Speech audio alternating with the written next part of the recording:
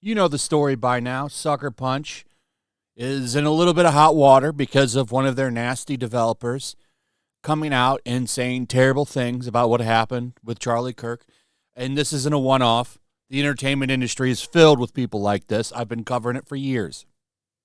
Filled with people like this.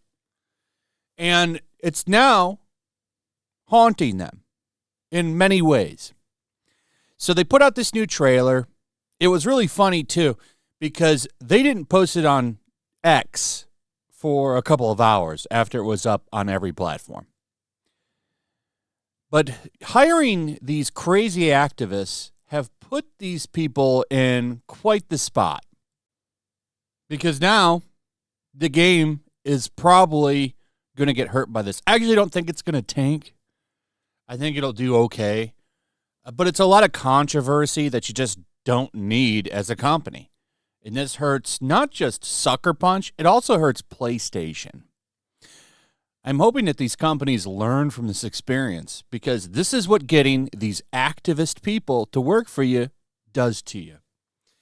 And now, because they fired this person, their radical fans, and by that I don't mean big fans of the company, I mean leftist radicals, they're melting down over on Blue Sky right now.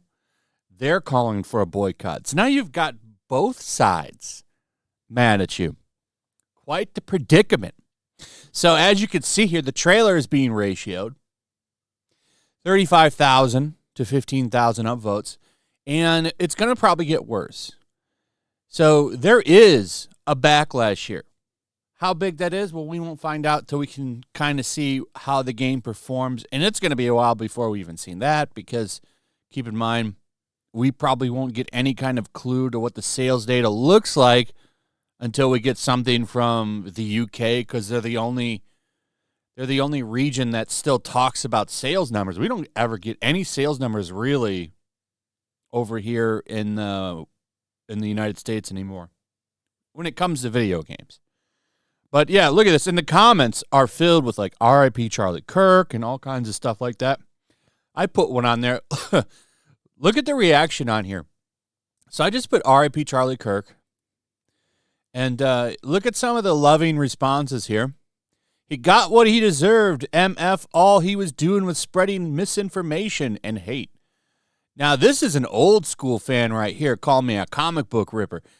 It has been a minute since I've done that. Now, when I first started YouTube, I did comic book reviews. And I would rip them up or trash them, do funny stuff. One time I put them in a blender because they were bad. So this guy's an old school fan.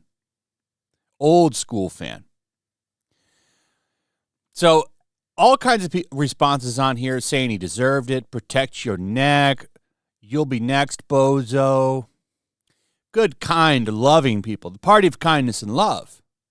Party of kindness and love. That's where those people come from. They're very kind, loving individuals. But the real story is what's going on over on Blue Sky. Master of the TDS captured this, and it's glorious. People now want to boycott Ghost of Yotei because Sucker Punch fired Drew Harrison for her vile Charlie Kirk posts. Some are calling it fascist support and a right-wing cancel campaign. One even joked about a Kirk death karaoke party. Very, very well-rounded, well-sorted out individuals here, huh?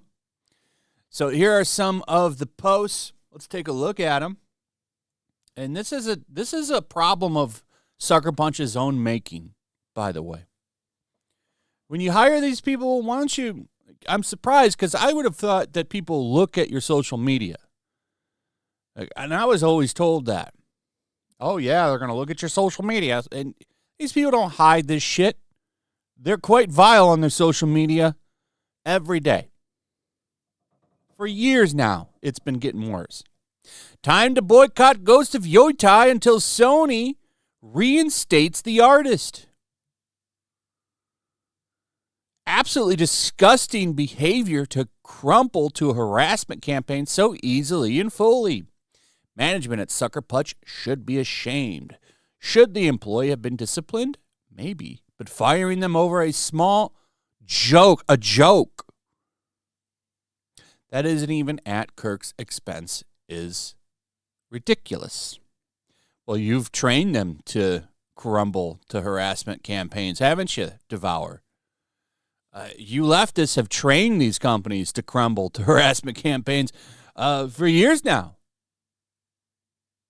Because you're the ones that started cancel culture. I would say this is more of a consequence culture. But, nonetheless, the left is the one that's been using this tactic. And this is what it's all about. Is they don't like that people are taking the rules that they've established in the games that they've been playing for years and now turning it on them. Oh, wait, hold on a second. That was never supposed to hurt us. Here's another one. Boycott Ghost of Yotei. F Sucker Punch. F their CEOs and upper echelon for capitulating to effing fascists. Yeah, and this is from... See, now what's funny is they're not even reading the article, and that's the point of this headline. So the article they're all sharing is this, well, most of it. There's one from Game Developer over here, but it's still the same headline. Ghost of Yotei dev fired over Charlie Kirk joke. It wasn't a joke, but that's how Kotaku is going to frame it. But don't worry, Kotaku's time is running out. 100%. The world of video games will be a better place when Kotaku goes under.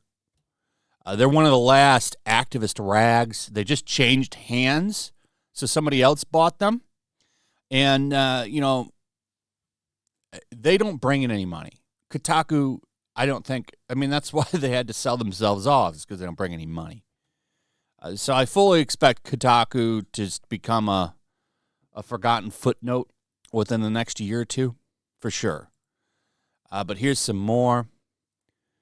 Ghost of Yotei is being published by fascist collaborators. You probably have heard about this. A dev at Sucker Punch Studio working on Ghost of Yotei has been fired for their comment on the death of Charlie Kirk, which is not even mocking, just a perfect one-shot, like the one with a smirk face. And of course, trans flag in the bio from Alice. Dark humor. Yeah, it was dark humor, sure.